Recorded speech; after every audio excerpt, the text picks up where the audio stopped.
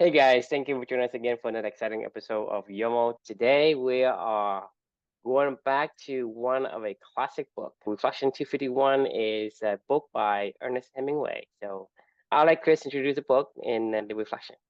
Yeah, so this is The Old Man and the Sea by Ernest Hemingway. I've never read this book. I mean, obviously, I think everybody knows who the name Ernest Hemingway is. I don't know that I even knew a single thing that he wrote in the spirit of like the whole Jack Kerouac thing. Like I'd always heard that guy's name before, and I was like, you know what? Like this is a journey about learning. So I was like, let's give Hemingway a chance here on this one. I went to Google and I said, hey, Google, what's the most, popular and influential Hemingway book? And the Google machine spit out The Old Man and the Sea. And this is, I think, the book that he won like a Nobel literature prize for or something like that. Anyway, this is arguably his most famous work is The Old Man and the Sea. So I was like, hey, what the hell? Let's see what happens. Amelia and I had some fun reading this one, and the reflection that came out of this one was, I wish the boy was here. Don't do it alone. So if you don't know, do you know what this book's about? Have you read it? No. Okay, so in all seriousness, this book sucks. Like, I mean, I didn't get it. I was like, what am I missing? Like, it was this old dude that used to be a fisherman. He has this little boy that's a friend that kind of helps him out, and he'll go fishing every once in a while with him. But like, this guy used to be like a serious fisherman, or whatever. Yes, it's kind of how they set the stage. And one day he decides to go out deep sea fishing by himself, and he ends up catching a marlin. This marlin and him have this epic struggle where everything is falling apart, but he's still hanging on for dear life. And this is like multiple days, and he's out of food, and he's in the hot sun, and he's just struggling. Anyway, it's this old man versus the sea versus this marlin, and they're having this epic fight of whatever is going on. And then he ends up winning, right? So eventually conquers the marlin, but it was an exhausting process, and he was just taxed. Like his boat was all jacked up, like everything was jacked up, right? And he was hungry, he was tired, he had no more energy left in him, and he had nobody there to help him the entire time, and he did it all by himself. And then on the way back in, he had to tow the marlin on the back of the boat or something. I think it was like a shark or something like that ate the marlin. After all was said and done, he came back and he didn't have anything to show. All he had was his memories of this epic struggle of capturing this massive marlin on his own, and nobody saw it. He had nothing to bring it back. And by the time he got back, the boy was like, what the hell happened? And I think everything I heard from the story was like, man, that sucks. The guy's all by himself, fighting, doing epic things, but nobody knows, nobody cares, nobody's there. And it reminded me of what you always say: if you had $1 trillion and never got to see it or spend it, does it really matter? No, this guy had this epic fight with this marlin out by himself in the sea. Nobody cares, nobody saw it, nobody will ever know. And the whole entire time he kept saying, I wish the boy was here, because that was his little buddy. That was his helper back in the shore. That was somebody he liked to share his life with now. And he missed him. He missed the company. He missed the camaraderie. He missed the help. He missed just not being by himself. And it reminded me, as he kept saying that, this is why this is the reflection, is how YOML started. This was, do you remember when I was we were still doing just our normal stuff that we were doing, and every once in a while we'd be on a topic, and I was like, oh, I was just writing about this morning with this book that I read. And I was in this epic struggle myself and this epic journey with Amelia, and I was writing about all these things, but I didn't have anybody to share it with. I remember one time I was like, hey, True, can I just read this to you and we can talk about it? And we ended up having a long conversation, and then we did it again, and then we did it again. And for some reason we decided to start recording it, and then we started this podcast, and now here we are 251 of these later, because don't do it alone, right? What's the point of life if you're just, what's the point of me writing for myself every single day? Like, yeah, sure, Amelia and I, we get a lot of intrinsic value out of it, but like, if you can't share it with anybody else in this world, if you can't do anything, what is the point of doing epic things? Like, we talked about, what is the point of getting through the dip if you're doing it by yourself? Like, what is the point of any of this stuff if you're doing it alone? And this book just reminded me of that, of like this poor dude, old dude out at sea, missing his buddy and his camaraderie, and he's fighting this epic fight, and nobody knows, nobody cares, and like nobody will ever know. It's like, what's the point? So like, this is what I made me think about, is don't do it alone. And whenever I think about that, I wish the boy was here. You're the boy, True, I guess. I'm either Jazzy Jeff or I'm the boy. The boy, Jazzy Jeff. That was Find Your Jazzy Jeff, right? And was that Jenny McCarthy? Oh yeah, no, yeah, well, Jenny McCarthy was yes, but yeah, Jenny McCarthy. Yeah, you're right. Yeah, there's a theme, isn't there? What's funny is I wrote this one back when we had only done 107 of these. We're at 251 now, right? So that was 140, or that was 100, 44 of these ago. Like, I mean, that's wild. Right. I mean, it's more than twice the amount already. Yeah, it's been a journey. Yeah. And it's been fun. This wouldn't happen if you and I weren't doing this together. I know that for a fact. Whether or not I wrote them and read the books or whatever, it's irrelevant. There's no way that it would be as fun if I wasn't doing it with, not just with Amelia every day, but with you. Do it alone. I'm not sure how far you can probably go, like maybe 10, 20 after that. Yeah. I wouldn't have gotten this far for sure. Mhm. I'd love to get your thoughts. Right. So to me, this reflection, it's very simple, but it's very profound. And like we talked about yesterday, how the simplest answer is the hardest to understand because it's so simple, right? The reason why I asked you before is, if you have $1 trillion and you cannot tell anyone, is it worth it for you to make $1 trillion? The thing is, your reward isn't the thing you put the effort into. Your reward isn't to catch the marlin. Right. Your reward is the ability to share. Share the story how you caught them. Well, the thing is, you share the memories. The memory can only be solidified and expounded upon if you can share them. And that's why we, as a human species, have this desire to share. That's why our culture and our species have been rapidly overtaking all the other animals in the animal kingdom because of our desire to share, right? We want to share it. And so you think about the old man, right? He is battling this arduous battle with this marlin, right? All the effort he put out, and then he caught it. He actually won. Then he brings it back, right? But didn't bring it back. The thing is, he's trying to bring it back. But the thing is, you think about why do you think? What is the thing that he's thinking while he's dragging it back? I can't wait to tell everybody about it. Exactly. The story about the epic journey. Exactly. It isn't that I caught it. It's like how I caught it, and this is the thing I want to share. But because the shark ate the catch, it brings it back. His reward basically just vanished. Imagine you won the lottery or you made $1 trillion selling your company, but you can't tell anyone about it. How would you feel? You feel like you're being left standing like with the rug being yanked from your feet. If you think about it, if you did something, right? You did something, but you didn't get to share it. So basically, you have been yanked from you. And so from the perspective of the human desire, it basically creates this disappointment of a feeling, right? And so that's why I'm saying we have a very strong desire to share the thing that we discover with others. So discovery, like learning, like for you, like you are so excited every time you read something or you wrote something, you can't even wait to tell me. Sometimes you even text me, say, I have this great idea. I want to text you so that I don't forget that when we meet with, I'll tell you about it. Well, that's your brain chemicals is releasing. It's giving you that reward. The reward is, hey, I can tell truth this. I can tell my wife this. I can tell this. But then you have to be able to tell the people that can reciprocate the feeling. I mean, the people who care. So, for example, let's say your wife doesn't play tennis, and you tell her about tennis, right? She doesn't appreciate that. It doesn't feel like you getting reward. She does not appreciate it. She gives no fucks. Like, honestly, she's like, I tell her all the time about like, oh man, I hit this epic shot or whatever, and everybody, the whole court went like, holy shit, and she's like, what do you, I don't care. Like, what do I care? And I'm like, well, you don't understand. It was like this, and this. And she's like, but imagine the feeling you feel when you tell her about your epic battle and your tennis match, right? Yeah, it's a disappointment. Right. Because imagine you tell somebody who understands, really, you did that? Well, that's awesome, right? That dopamine feelings and whatever chemical that gives you that good feeling, right? It's releasing, and that's the reward you got. But if you imagine that you can't tell someone, that's even more like, I don't know. It's feel to me like imagining it.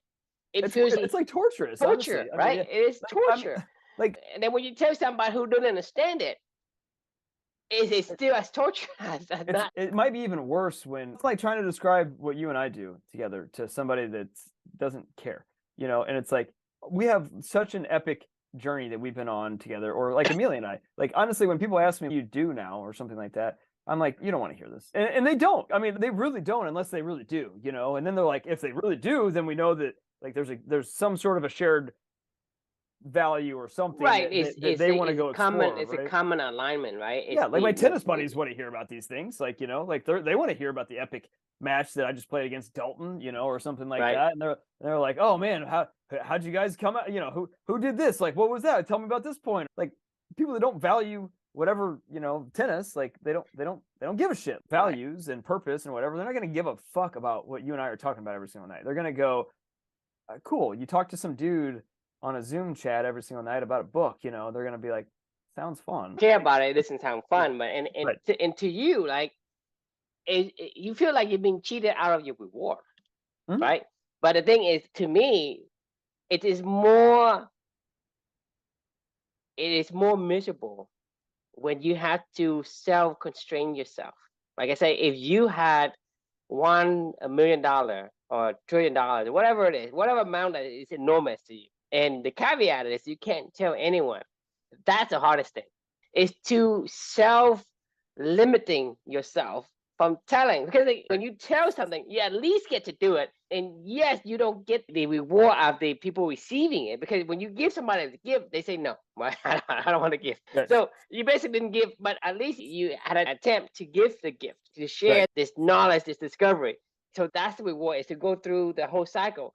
But to self-constrain yourself not to tell, to me, that's like 8 out of 10 effort. In terms of, it's hard. It's super hard. Have you ever heard the old saying, how do you tell if somebody does CrossFit?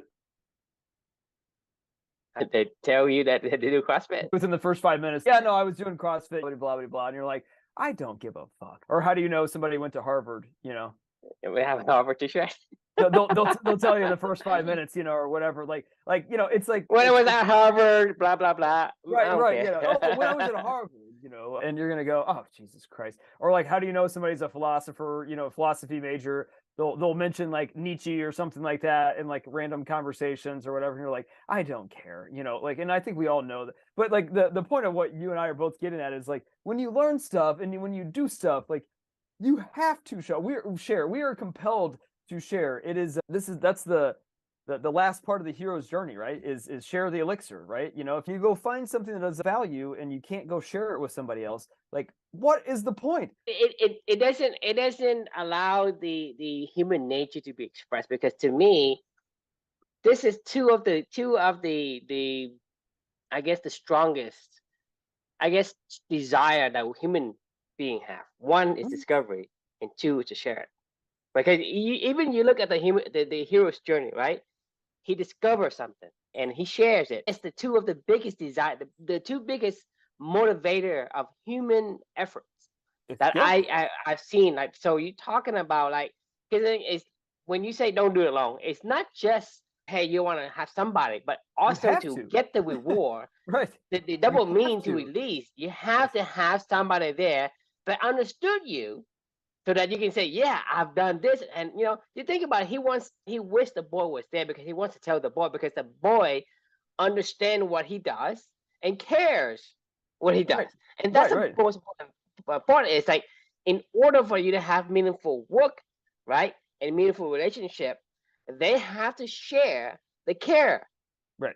Because if the boy doesn't care, like, even if you live with your wife for like 40 years, 50 years, and she doesn't like tennis, it doesn't matter how many stories you tell to her about tennis, it doesn't care. And so you basically go, oh, I'm disappointed. I have this. You might as well talk to a brick wall. Like, no, I mean, whenever I explain anything to her, there's no context that she understands anything that I'm explaining to her. Like, I don't know what that's like, and I don't really care. I don't really like fishing. I hate fishing, as a matter of fact. For me, this story was like, that's why it sucks. This story sucks. I was like, this is boring as hell, man. Imagine somebody's an avid fisherman. I mean, that book is great. Probably, I think, But that's a point, though. And the point is, the variable to the formula is, you want to do it with somebody who cares. So that means don't do it alone. That means that it's multiple layers in this reflection, because you have to look at that, meaning like you need to share the burden, like the problems and whatnot. And second, you have to care. The people that is around you that you want to do it with has to care. Like, you and I care about similar common things. Otherwise, there's no fun for you and me to get on this. We would hate this. I mean, you and I have never seen each other in person. Right. Okay. Yeah, which is And crazy. and so you and I has been face to face almost every day for the past almost 3 years, since July or August of 2020, 20. right? Yeah.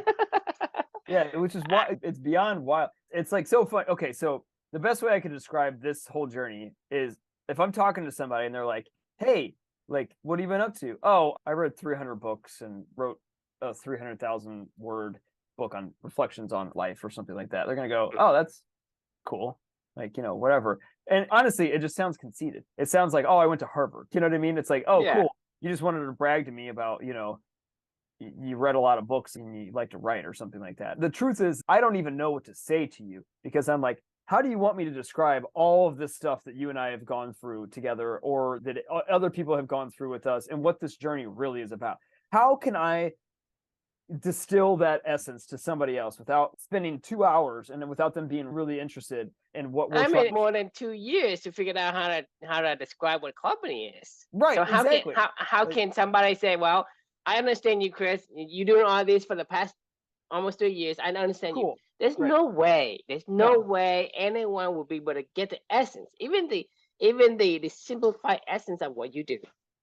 And so the thing is, if you tell somebody who doesn't care, it's hard. Sometimes it feels like you're No, it honestly feels like you're bragging. If you came back and you're like, "Yeah, I got the biggest marlin that's ever it been feels caught." feels like you're bragging from the other person's perspective. You feel like you're like For you're you, you're for you're for just you trying to like is humble brag about stuff, and you're like, I don't want to talk to you about this, like, unless you really care, like, it's the truth. Like, I don't want to tell anybody I caught the most epic marlin ever unless they care about marlin fishing, or unless they're the boy or whatever, you know what I mean? Like, because they because won't thing give a is fuck. because you think about it. You think about, let's say, I mean, you do this to me a lot, right? And the thing is, the reason why it's fun because I care, right? Anything that is pertains to company and our values, right? Right. We have a blast talking about it. But the thing is, you don't share the same thing to me to everybody else. Why is that? Well, because they don't care. No, it's not because they don't care. It's because you don't get the feelings of Oh, yeah, somebody. yeah. Somebody took what I say And care. and like, Yeah, yeah, yeah, really. I mean, yeah. so the thing is, that's why you don't say. I mean, the thing is, you can say it. You can say it to everybody. You can say, hey, I read this book. It's really grand. Blah blah blah. Right. But the thing Hmm. is, you're not getting that reward of a feeling. That's Nothing. why you stop doing it. Right. Right? Because that's why you say, well, that's why you're excited to tell me because this, whatever aligns with what we do, right? You're excited to tell me. And because when you tell me, I understood what you mean and we discover more, that And kind of we have cycles you an back hour long and talk. your brain is getting the neural reward. Right, And right. that's it. Well, yeah, I'm doing the right thing. So next time I have another one, oh, I can't wait to tell truth. I can't wait to tell truth. But that's the only thing you say, hey, I can't wait to tell my wife. Your wife, I don't care. So you say, I can't wait to tell her because you don't think about it. You only want to tell me, right? Right. Just Well, like because she doesn't the care. She doesn't care about. exactly. So If I was talking to her about this exact thing, she would go, "That's cool." I've shared with her a few of my reflections, and a couple of times she's gone, "Yeah, that's cool." And I'm like, "No, I no, mean, but you don't understand." Like, like, and she's like, "No, no, I mean, no, I think I got it." And I'm like, if you think you got it, you don't. I'm like, "Oh, okay." So, I mean, I've shared with her ones that are like a little bit about her, and Mhm. in particular. So, like, it's trying to just because it's relevant to her. I would assume, right? Oh, excuse Well, me. you assume it's relevant to her, Right. but from her perspective, it doesn't register. It doesn't trigger any kind of elations of, hey, yeah, I can do this, or I can do that, or I can understand that. This means something is profound. Like if I Right. say something like this is profound, and if you don't understand what it means, it's like yeah, yeah, yeah, right? It's boring, and you're going to say, well, I'm gonna doze off to It's sleep. not even just boring. It's almost condescending. Like, it's almost holier than thou. I know exactly this is what I'm saying. This is what I was trying to get at with the whole CrossFit or Harvard. People, they're really proud of it and they really had a great experience and they want to share that. Like Texas A&M, right? Or something like that, right? Like they had a great experience and they want other people to know what it's like to be an Aggie or what it's like to go to Harvard or something like that. Or something that they know they're really proud of and that other people in theory will maybe be proud of them about. But the truth of the matter is nobody cares. Like you don't care just as much as you don't give a shit about Purdue. If you and I all we talked about was Purdue and Texas A&M, we wouldn't be friends. No, Like, and there's no common interest. So for right. you to tell me, what am I gonna say? Nothing. What are you getting back in return? zero. Like Zero. it's a It's like you put out all this effort and then get zero reward back. It feels like a disappointment, it's right? beyond disappointing. It feels like you're at a Exactly. It's fucking. It feels beyond like you're at that, a but dinner that's party. as close I can come up with a word to describe the feeling. Because I'm saying like the feeling is like somebody yank the rug from your feet, and you're like completely shocked. Okay, what Feels am I doing now? it feels like you're wasting your life. Honestly, is what it feels like. Like it feels like if you ever been to like a wedding or like a dinner party or something like that, where you're like forced to talk to people that you don't want to talk to, and then like you find yourself in a conversation about trips to Galveston, Texas, or something like that, and And the thing you're is, like, you notice your jaw starts to hurt, right, right? right, And right. you and I can talk for 3 hours and we don't feel our jaw hurts. But I talk to somebody for like 5 minutes and my jaw starts to hurt because Because you're going, yeah, my right, mind is completely not into the conversation. And it's it's the longest 5 minutes. It's awful. There's nothing worse than having no connection to somebody. That's what we're talking about. The feeling of being in a room with other people and not having any connection to them beyond just your physical presence feels almost more lonely, like, than being, probably not, but like, just, I guess, having just a human around at a certain level is better than having no human around, but not much. Right. You're talking like, about a level 2 versus a level 10. That's how I right. would describe the feelings of having a person that's there with you in the trenches. That's a completely different levels Yes. than the level. Hey, I have somebody there. Oh, my neighbor's there. Military. It's not the same thing because you're talking about like the in the Marine Corps, right? This is you ride and die together. That's Right. what I mean. It literally means that, right? And so that has a deep meaning. You're talking about like a level 10 meaning versus a level 2. Level 2 say, yeah, it's good, but Right. right. So that's the kind of a feeling that you get from being able to share with somebody who understands you, who You could say understands you. a beaver must dam, and I get it, right? It's like my fraternity brothers, they say, do you know Kimball? I know exactly what they're talking about, and I know Mhm. exactly what they mean. If they say no sleep till Brooklyn, or they start playing that song, like, we all just look at each other and smile. You know what I Yeah. mean? It's things that, and if I tried to explain to anybody why no sleep till Brooklyn makes us all chuckle and laugh, and they're like, well, what's the relevance of that song? Well, like, you wouldn't understand. Well, try me. Okay, fine. We were stuck in a room, that was like a 10 by 10 room with 25 people in there, sleeping in the freezing cold on water, standing water, no sleep for 8 hours a day, and you hear this little bzz, bzz, bzz, with the speakers on, right outside your room at 3 a.m. in the morning, and Mhm. no sleep till, nah, nah, nah, and somebody comes running in and forces us all out of the room to go do calisthenics and take a cold shower and, like, go do crazy shit, and you're like, do you understand what I'm saying? You know why we smile now when we say that? And they're like, no, I don't understand. I mean, they're Yeah. like, I get it, but no, you don't get it. Like, I don't get what it's like to be in Afghanistan in a base or whatever with my Marines, like you were saying. I don't know what that's like. You might try to describe it to me. The truth is, you'll never fucking know, and you're not supposed to. Exactly. And when you talk about it around other people, you just feel lonely. If I talk about Amelia with a lot of people, especially early on, I just felt lonely because I was like, you don't get it. I can't. You can connect unless the other person understands. So Right. that's the beauty of this is once you have somebody who understands you, you only have to say few words. People must Right. damn the other one downhill. Like the one and you and I keep saying the one for trains, and you and I know exactly what we're I know talking exactly about, what you mean. Yeah. and we know, how's your balance, right? Right. These things is what gives you this meaningful relationship. Right. Without that, right, you can't have this.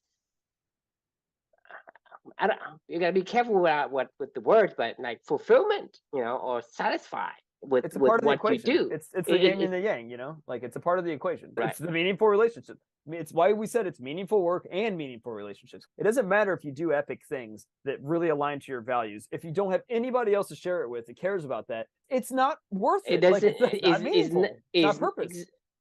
Yeah, I mean, it's like you're missing half of it. Meaning, there's no yin, there's no yang, right? There's no yang, Right. there's no yin. So it has to go together. Meaningful work, meaningful relationship goes together, and they are the core to the company. And don't do it long. Essentially, specify that these things has to exist. Right. It's very simple, but very, very profound. And a lot of times, when you say somebody, I don't do it long, it doesn't mean much to them. Right. Yeah, But if they don't care at all. you tell to me, right, I know exactly what you're saying, and Right. just like you saying with your fraternity brothers, right? There's certain thing that you guys know just by utter a few words, and you Right. guys have this deep understanding and connections, and you your reward center is spitting out these chemical to give you, hey, I have this positive connections, Right. and that connections makes my life feel worth living. Right? Exactly. You think about it, you're gonna have to fulfill the desire of your nature. Your nature is so strong that if you don't, you're gonna become miserable. You're just creating misery for yourself if you try to be something you're not. And a lot of times, like when people think about, hey, it's better to be interested than to be interesting. You want to start a conversation, try to be interested. Ask people about how their CrossFit, ask them about the Harvard or whatever, and show enthusiasm. You can do that, but to me, that's a whole hell lot of work. Awful. It's But awful. I say, forget it.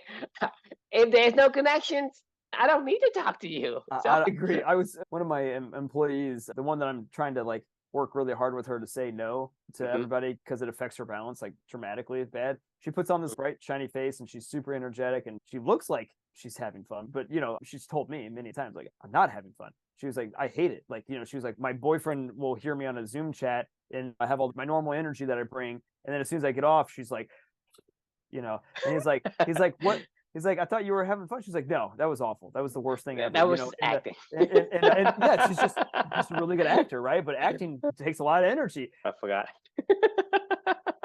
We were talking about the year of yes, right? It was an interesting conversation because it actually applied a lot to that. And we were just talking about the stuff last night.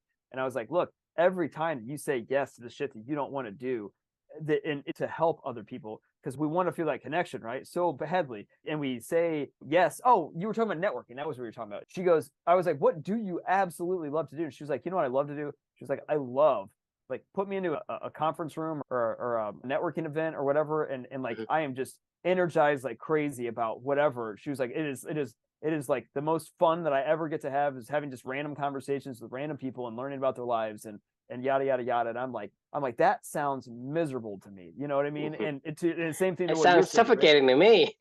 I can't do it. This is the whole point of a beaver must dam. Like for her, I was like, look, if that's what you want to do, then just do that. Like, and say no to everything else. Like, and say yes to these things that you want to do. Because I guarantee you, because she was telling me, she was like, I plan out my schedule every single week. She's very detailed. She's very scheduled, and she was like, I look at it and she's like, literally, she goes, I took a deep breath. She was like, on Sunday, she goes, I was like, okay, you can do this. And I was like, that is not what you should do. You should be looking at your schedule going, I get to do this. You know what I mean? Like if you have to look at your schedule and go, all right, I just got to keep my energy levels high enough each day to get through the next day, to go through blah, blah, blah, blah, blah. I was like, that is, you were doing this all wrong. And I'm not saying that she's doing, like people got to learn their own lessons, right? But I'm like, this is going to lead you to nothing but burnout all day long. Like, and you think that you're doing, all of us, I'm harping on her and I'm harping. I did the same. I do the same stuff still myself every once in a while. The thing is, any activities that you have to push yourself, that's not the activity that your nature wants. Okay, right. It doesn't matter to me. It doesn't matter what it is. You can be novice at something complex, but something let's say you want to do quantum mechanics, for example, and you get to know nothing about it because your interest is always going to drive you. Say, I want to look at quantum mechanics, right? Do you have to force yourself to do it? No. Let's say you like pizza or you like potato chips. Do you have to force yourself to not like I'm talking about this because no, I'm being serious. And that is what you want. Whatever you want, it's calling you. It's not like if you have to force yourself to eat potato chips. I'm just making an example, or ice cream, or for me, I love food. That's why I'm diabetic. I love food, but I love food. So every moment I think about recipes and food and the kind of things I can get. I can't stop. I can't help myself. I cannot help myself but thinking about compulsion. That. You are compelled to do that, and you feel good about thinking about it. You can feel good about doing it. Right. So whatever it is, when you think about poker, right? It doesn't matter. We're talking about a kid, right?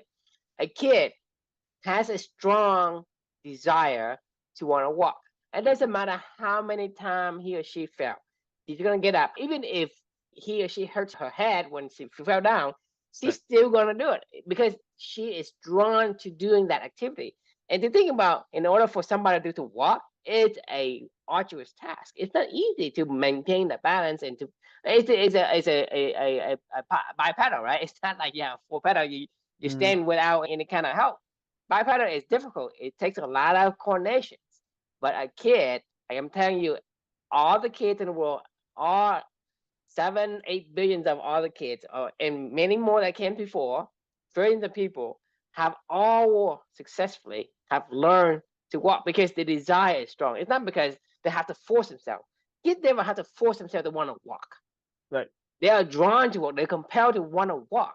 So same thing with any activity that you and I do, or anyone in is listening to this. Talk, like I mean, I don't care if you're an introvert. I don't care Right. if you're an introvert. You want to share. You are compelled to share with other people who understand you. Let's say you understand about Star Trek or Battlestar Galactica or whatever, right?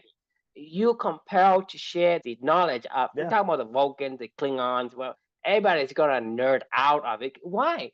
Right? The introverts, but they are compelled to share nonetheless because that's human nature. That's part of the fundamental human nature. Agreed. That like it's about discovery and about sharing, and without having the need to use willpower to do that, right? So if you have to remind yourself to do it, that's not an activity that is natural for you. A beaver is like if you don't force it to stop, it'll continue to build the dam. For you, if you don't force yourself to stop eating chips, you continue to do it, right? You have to force yourself to stop, and that's what you're drawn to. So any activity that you have to put willpower and push yourself. Stop talking about potato chips, like for the love of God. Like do it. Makes me want to go downstairs right now and go. I don't even have them in the house. Like I have to I can't even buy them anymore. Like I mean, Jesus, like it made me want potato chips really bad right now. Like thanks, Drew.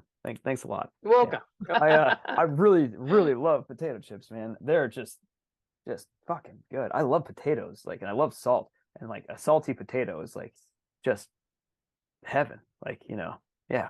You don't have to push yourself to eat them. I don't think about the elephant in the room situation going on right now. Like all I can think about is potato chips now. Like, it sucks. I'm with you though. Like this is. I mean, you get it though. That's what I'm saying is don't try to force yourself to do it. Like I say, I go to weddings, and if I don't have an interesting topic to talk to, I'm not gonna be I'm not the guy to say, hey, it's not like I don't know. It's like be interested, not interesting. Just be interested, and you will be interesting. I know the concept.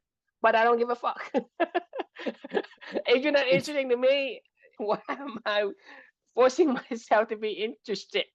I think that there's probably, if we're just being like, I bet if you were put in a room of 100 people, I bet if you had a day or an hour or whatever, or you got to go to their house or something like that, I almost can guarantee you that 95 out of the 100 of those people, you could find some uncommon commonality that you could connect on, and you could end up having like an in-depth conversation. I think the problem is the environment in those situations where it is not conducive to, like, I don't want to go be a detective to every single person that I meet because I just don't care. And the problem we said before is the problem is that you are not being yourself. So how can I know what kind of thing who you really are? You basically disguise yourself and put mask on and say, oh, I'm this, goody two shoe, whatever. If you say, hey, like I say, I'm a black sheep and I don't give an F about anything else. That's who I am. I'm not putting on a show. But people out there, because they have this public life, right? It's what they want people to see them as, because that's what they think people want to see, right? And there's this private life, which is like, let's say you and me, right? You and me, we know each other long enough that you and I know, like, we can probably predict your actions. Like you say, what would Chris do in this situation? You and I know that now because you and I have talked long enough that we knew each other more than most people know. For sure. About it, right? And when you and I talk, it's interesting and it's comfortable because I'm saying what comes to my mind. It's not like I'm trying to pretend to say, hey, I need to hold my tongue or I need to do whatever. But when I go to public, people don't show themselves as themselves. They show this profile. Like you go to this dating site, whatever. Your profile is not who you are. It's completely like you either show the good side or maybe embellish some, and not show any of the bad side, right? So you're not truly yourself. So when you go to these public places, You don't want to be a detective trying to figure out who is this truly this person is and trying to connect on that private level where he's comfortable in his Right. own skin to kind of show you, hey, I love potato chips and I'm a celiac, or this I'm guy a raccoon is my spirit animal. Like, I like to do stupid, weird shit. I'm an eagle. I'm this lion, king of the jungle. I'm the Leo the lion. It's like, no, I'm a fucking raccoon. I'm a Right. fucking beaver. Exactly. Right? Okay. Yeah, somebody's gonna be like, this guy's fucking weird. Like, what's he talking about? Like, I think the trees can talk. Yeah. I think it's pretty cool. Like, I mean, honestly, like if I peeled back the tiniest curtain, like in a setting like that, they'd be like, they'd probably go talk to my wife, if she was next to me, and they'd probably Hey, be like, did you check him into the, yeah, the right, sure. psychic ward yet? Is he okay? And when I go, yeah, I'm totally fine. What are you talking about? I'm like, okay, yeah, of course I'm fine. No, I'm with you. Like, I hate those kind of settings, and I will never like those. But somebody does. Like my one of my employees does. The point of the matter is, go do what you like to do. The point we're driving towards is, if you have to push yourself to do an activity, don't do it. Just find the one that. I had the most profound business lesson having this conversation with her today for myself. She also has like a little side business that she runs on the side with her own co-founder, and she was telling me like one of the activities that she was describing to me that's on her schedule that she cannot stand. She was like, I had to go talk to this marketing firm about some copyright, and some colors for some blah blah blah. And she's like, I don't give a shit if it's pink or blue or whatever. She's like, I don't care. But I had to sit there for an hour figuring this out. And she was like, and if I don't do it, nobody else is going to do it. And I go, you know what? There's a lesson that you taught me and we learned this together big time with the core values quest of all these activities started popping up where we're both like, I don't want to do that. And you're like, I don't want to do that. And we're like, well, let's see if somebody else wants to do it. And they're like, well, I don't want to do that. Well, the lesson is like, if nobody wants to do it, then don't do it. Like, I mean, it doesn't belong in whatever you guys are doing. And if it is an absolute necessity for everybody to proceed forward, then do not go forward until you bring somebody in that loves to do that, right? Like, if that's where you fill those gaps. But you should have your vital priorities of what you contribute to this. Like for you and I, like, one of the things that I contribute to this is this stuff, right? Like I like to read and I like to write a reflection, and like what you contribute is you like to have great ideas and have dialogues and enhance and help to poke holes and stuff. These are things that are effortless for both of us, right? And we both like to share. So my point is, if somebody told us, hey, Chris, in order for you guys to keep doing this, you're going to have to spend 7 hours editing each one of these podcasts to be able to post it and do whatever. I'm going to go, I don't like to do that. And I don't want to do that. Like, not even for 15 minutes. Right, it's a no for me. It's like, I wouldn't do it. Yeah, I don't want to. I mean, I'll talk to you, but somebody got to go do the editing. Right. Otherwise, we're just going to post the raw videos like we always do up there. And if somebody tells us we're not doing it right, then I don't give a fuck. But if we want to bring somebody into this year of magical learning that also likes what we're doing, that also likes to do editing, then fine. Maybe that's how we'll start to edit these professionally or something like that, but we're not going to like go force the issue of editing. Like what we do well is this and having a conversation, and then everything else can, we'll figure it out from there. But like if we have to waste time, if we had to take 2 nights off each week in order to do editing or something like that during this time or whatever, it won't be sustainable. But the effort, the willpower to go into it is going to drain any positive, I guess, drive that you have. And right. that, you and I can get on here and talk for 2 hours. And we can do that. It's easy. We have to actually force ourselves to. We're about at time right now. We should probably get off this thing because we've been talking about an old man in a sea and a marlin, and now we're going down roads. Yes, and back what we just talked about yesterday. But we like to do this stuff, right? We could totally do this for forever, like you said. But at the same time, like if we had to go do other stuff right now that we did not want to do, both of us would. This is what happened with the quest. Like it was fun, and then it wasn't, right? Where we were like, I really like this. We were both enjoying what we were doing, like mentoring people, coming up with ideas, right. How we built the culture. But then when it started to become like customer journey mapping, and when it became like, how do we do XYZ and community engagement managing and all this other crap that businesses have to do in order, because they're businesses, and it's like, well, somebody has to do these things. No, they don't actually. Honestly, they don't. We could have continued on with the quest and done it at a manageable pace that we like to do it. And, if somebody else came along and was like, hey, I really love to put automation around all this stuff, and you're like, okay, great, go do it. As long as you manage it and you want to do it. That's the beauty of it. Like what we don't want to do is something that someone really wants to do. Exactly. Because you think about it. Like, I mean, I see this. I mean, this forever, and that do you like to code? I have no desire to want to learn, honestly. Like, Well, that tells me everything I need to know. You Right. have no desire to learn. It's not for you. right, I don't want to. The thing is, for me, it's like because I grew up poor, right? I have no access to computer. Right. Even if for me to go to the library, I have to walk a couple miles to go to the library. So it's not like I have. But for whatever reason, I am compelled to figure out how do people put out a website? How do people make things that the computer does? I'm just compelled to want to figure it out. It's not because someone told me to. It's just because That was your that's problem. what I That was wanted, your beautiful right? question. And you don't have desire to understand, to discover, right? It's not for you. But I'm saying is for most people, like I know a lot of people who are into computers, they hated programming. They I know. cannot stand. I They're mean, like, but it's a you good, think about it's a it. You good think job. about You it. can Imagine, make a good living. Is that what they got yeah, into? it's the reason why a lot of people go into it is because of the money. Right. But the thing is, I would say about 2% of people who actually can do the work. They're still like, even the majority of the programmers in this workforce today, like this is how I know, because let's say I hire 10 people, right? About 1 to 2 out of that 10 is very good at what they do. The rest Right. is just, okay. So it's a ratio. They made it to the program and they're able to stay in the program so they can get by. That's what I'm saying is these people all can get by. And even then, the people that I would choose as the guy on my team, hey, this guy, I will take me everywhere, right? Probably 1 or 2 out of the 10 that you interview and you think they have chops. Right. Out of that, that's 20% out of, so that the people who's in it is already a small group beyond the people who want to be in, because most people who in can't get in, and the people who get in, they'll get filtered out even more. In a company with an engineering team, right?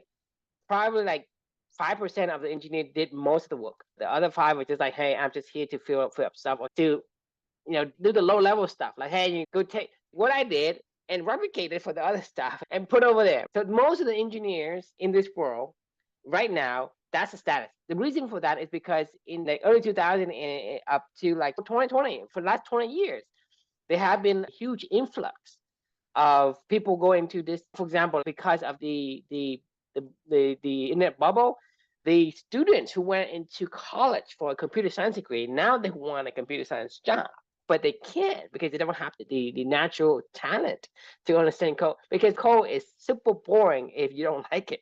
You think about reading hieroglyphics. Sounds awful. I mean, yeah, I mean, I hate math. Yeah, no. I mean, I'm not, I know that I would hate doing this. Like, I mean, this is why I don't want to be a lawyer. I don't like to sit and stare at, But my lines point is, somebody loves being lawyer. jargon. Somebody Right, loves yeah. doing taxes. Somebody loves Right.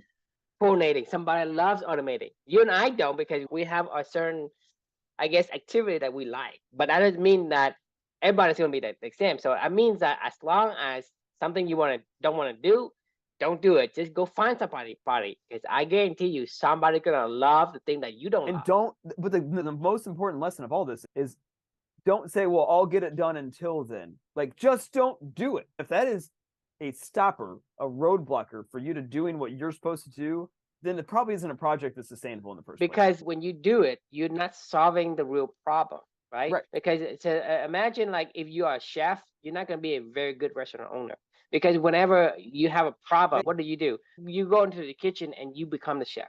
Because if you know nothing about cooking and you lost a chef, what do you do? That is such a good point. So I used to work at Angie's List for the first, like, really 7 years of my career, and I talked to nothing but small business owners of like plumbers and HVAC and roofers and tilers and GCs and whatever. That's all that I talked to all day long.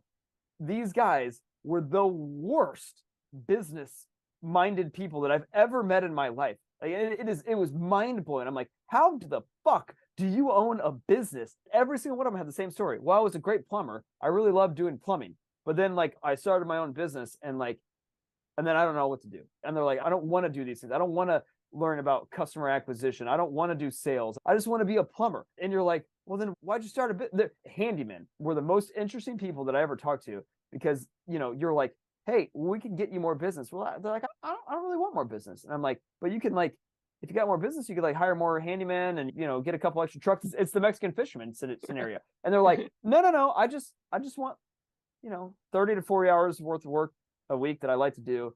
And that's all that I want. And you're like, but you don't want more? And they're like, no, no, I don't want more. As a matter of fact, like if you gave me more, I don't think I would like this job. And they're like, well, but like, how do you, like when I'm talking to them, I'm like, I don't know what to say to you next, because if you're saying like, I don't want any more business and I don't want to grow, I just want what I have right now and to do just enough and to feel balanced and yada, yada, yada. And I'm like, this is I don't know. I tried my hardest. I would like try to needle them and I would try to poke holes in this stuff. And these were the weirdest customers that I've ever had, because it was like, I don't know what to talk to you about. Like, you're just happy doing what you're doing, and you don't want to add 5 trucks to the road. You don't want to have 30 employees underneath you. You don't want to grow your business. They're like, I don't want anything to do with that. And I'm like, I respect that. Fair enough. They'll force themselves to run the business.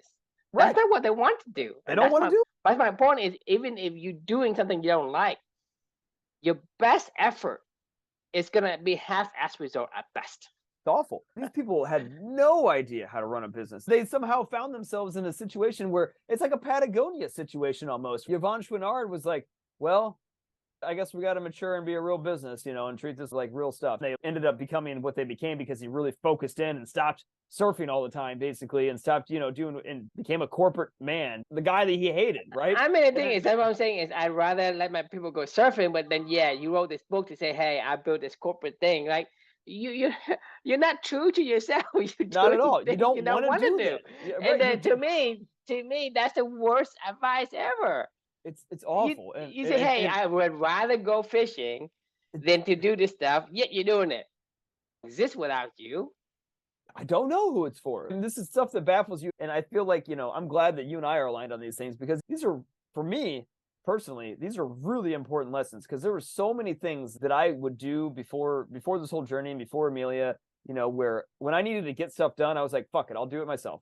Like, and I'm pretty good at these things. A lot of the stuff that I had to do, I usually do things at a pretty high level. I don't care what it is. Like, I mean, that's just my personality. If I'm going to do it, I do it at a high level and I do it well. But like, I was doing stuff that I didn't want to do anyway because other people didn't want to do it. You still have to use willpower to do it. It was so much willpower that was being exhausted, doing these things. And I was like, thought I was doing something for the greater good. And then, what the funny thing is what happens is you get this, like, what's it called? When you feel like people aren't appreciating what you do, when you do stuff that other people don't even acknowledge or care about. It's demoralizing. When you do something for somebody and they don't even know and they don't care, and you're like, and then when you're in the back of your mind, you're going, I fucking did so many things that you have no idea what I did for this to happen. And you're thinking, to yourself, like, underappreciated is what it feels like, right? You're like, you should be bowing down to me because of all the things that I did. And the truth of the matter is, no, they shouldn't be, because they don't give a shit. They didn't give a shit anyway. If anything, you just made their life easier and they just railroaded you and they got you to do the stuff that they didn't want to fucking do. And all of a sudden, now you want to feel like it's like when you're dealing with your wife. Or imagine this, that, you spend your best effort, hours and days and months of doing these things, and you're proud of it, and then you hand it over expecting praise from other people and they shit on it. That's the feeling. Demoralizing. It's demoralizing. You feel like people are ungrateful. You feel like all these emotions that come piling up. It's like even in a marriage, right? If you do the dishes all the time and then somebody comes home and just throws all their dishes in the sink and then they bitch about something else or blah blah blah, and you're like, what have you done? Like, I did all these things and you didn't even say thank you. And they're like, I didn't ask you to do that. And I don't like doing those things anyway. So, like, cool. Like you're like, I do kind of like doing the dishes, actually, Okay, that's fine. I just like the dishes. So I like vacuuming. I could get mad at my wife. She never vacuums. I love vacuuming. So I'm like, what am I going to do? Go yell at her because she doesn't like to vacuum? I'm like, no, she doesn't care. If I didn't vacuum the house, like, I don't think she would care, honestly. If the house is just unvacuumed all the time or whatever, I need to ask her this. I'm going to ask her after I get off the call, because I don't think that she would give a shit. Like, I think that she could probably go, I wonder what her threshold is. 6 months? 4 months? I don't know when she would look at the floor and go, man, I need a vacuum. I don't know what that is. I know my threshold's like a week and a half. That's about the longest I can go before I have to go vacuum the entire house. I feel like hers is like 6 months. I'm not joking. If I just left her to her own devices, I bet it would be like 6 months before she would vacuum the house.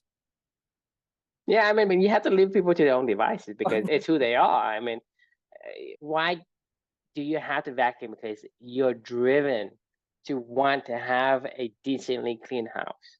I hate dirt. You're just driven. It's not like you have to force yourself to do it. Right. You just say, well, I can't stand this anymore. For whatever reason, you get this burst of energy when you say, fuck it, I'm going to go clean it myself. I like cleaning. This is one of those things where I don't mind it at all. As a matter of fact, I just put a book on, zone out, and just go walk around my house. I'm just listening to a book. I'm in my own little world. For me, I like it. I mean, I get to see the fruits of my labor as I go, like I feel accomplished afterwards. Like I get to look back. Do you ever, you cut your own grass, right? Or do you cut your grass? Yeah. Yeah. Okay. When you have like some nice lines, like rows and things like that, and grass just looks great. You just sneak outside, and you're like, just sit on your patio or whatever, and you just like yes. After I cut my grass, I take my cup and I walk around. Right? That's kind of how I feel after I vacuum. I mean, that's the best feeling, man. I go out there and I smell of fresh cut grass and everything is, kind of like neat where it's supposed to be. And I walk around, it's like, this is peaceful. Huh? I walk around with my mug and then walk around. I mean, it's not that I haven't seen it before. Right. It just feels good. I mean, you and I clearly are aligned in that. But my wife, once again, if she had to cut the grass, she would be like, I don't care. It'd be like 4 foot tall. And she'd be like, I guess I'll call somebody. I don't want to cut the grass. I guess, well, roundabout way to get back to do what you like to do, but don't do it alone. Right. And make sure you have somebody else to share it with is the bottom line. Yes. Do it and don't do it alone. Exactly. Sounds good. Don't forget. All right. Well, we will see you all tomorrow night. The question we can leave with you is who do you look forward to sharing your meaningful work with? And we would call that a meaningful relationship. And I look forward to seeing you all tomorrow night. Good night.